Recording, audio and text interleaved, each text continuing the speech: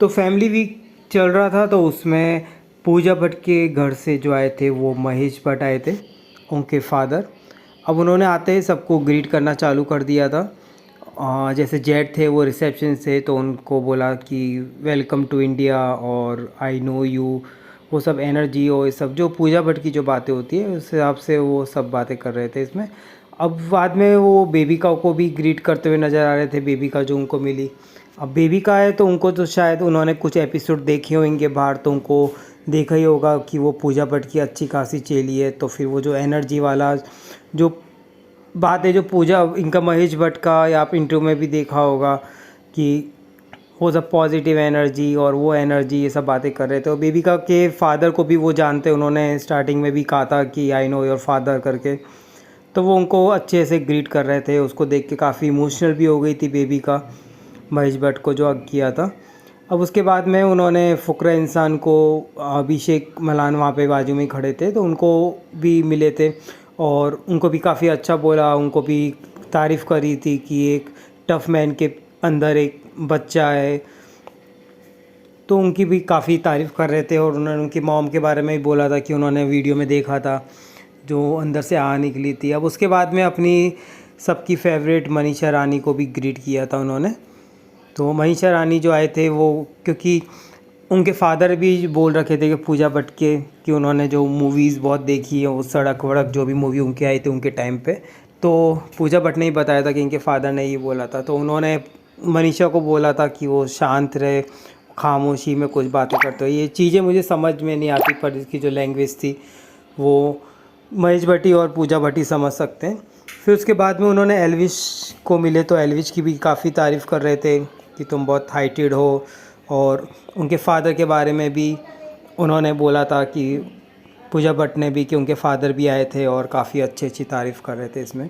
अब जो बाद में जो वो जिया के पास में आए थे, और मतलब जिया से भी वही सब बातें कि तुम बहुत खूबसूरत हो, तुम्हारी वो एनर्जी, वो वाली एनर्जी, सब बातें एनर्जी की ज़्यादा वो कर रहे थे। फिर जिया को वहाँ फिर बाद में कॉम्प्लीमेंट भी दिया उन्होंने कि ब्यूटीफुल फेस है, और उसको हंसी को छुपाया मत करो, हंसी को दबाया मत करो।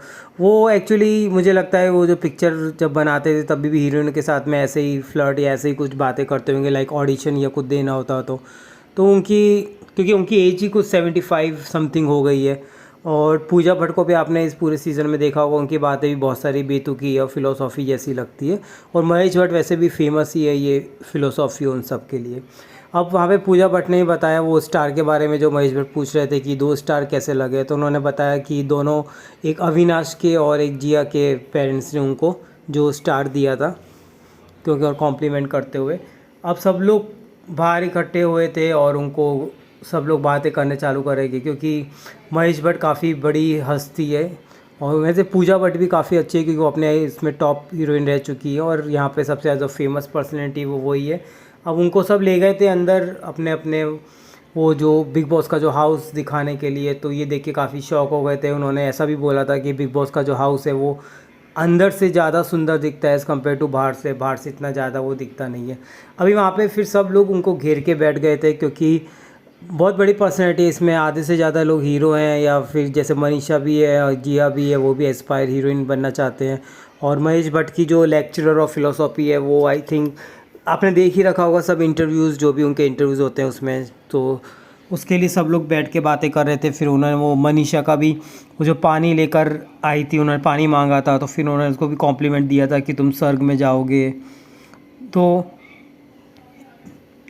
फिर बाद में बैठ के भी उन्होंने पूजा भट्ट से भी बातें करी और सबके साथ में बात कर रहे थे। फिर उन्होंने अपनी लाइफ के बारे में बताया कि मैं जब 23 का था तब जाके पूजा भट्ट बॉर्न हुई थी, और रिबेल चाइल्ड थी ये, उनके मॉम के साथ में ऐसा वो था, वो सब कुछ उनसे डिस्कस कर रहे थे। फिर बाद में उन्होंने अपनी जो फिल्मोग्राफी है उसके बारे में बात किया था।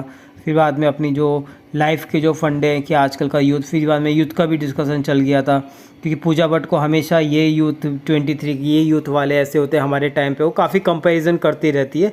तो सेम महेश भट्ट भी कुछ बीच में बोल रहे थे कि ये यूथ का है, हमको भी सीखना चाहिए यूथ से।